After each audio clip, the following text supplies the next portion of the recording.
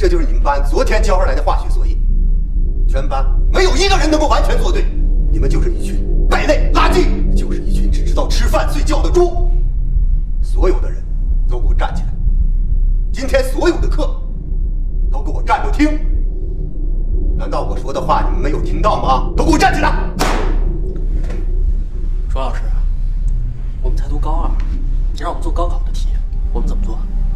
我们怎么做？就是你有神经病！谁说的我有病？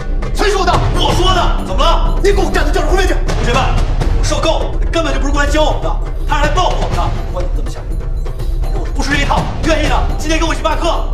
看谁敢！谁敢！除了这个人的，谁也休想毕业！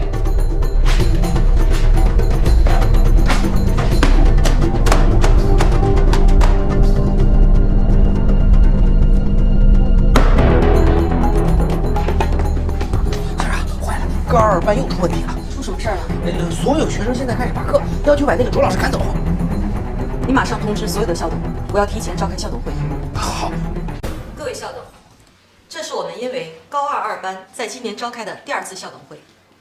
最近呢，有人检举高二二班的班主任廖学兵老师教师资格证在1年前没有经过考核。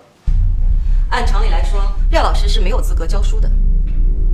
但是廖老师自从进了郁金香高中以后，他的任教能力大家都是有目共睹的，而且高二班的学生真的进步很大，所以我恳请各位校董能再次斟酌廖老师的去留问题。对，校长说的非常正确，这个成绩是有目共睹的，但是呢，教师资格证它是一个硬性规定，除了我们学校，教育局都把它视作为一个基本要求。就是，基本条件都达不到，还教什么书呢？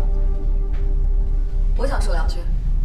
廖老师的问题上呢，我们也曾经犹豫过，但就目前来看，廖老师所带的班级的确呢，他这个成绩是有很大的提高。那我想呢，我们在评价老师这个标准，除了像资质啊、成绩之外，是不是也能有其他的一个标准还要考量？会长，您的心情我们可以理解，但是资质问题不光是郁金香的规定，即使我们同意了，相关管理部门也说不过去呀。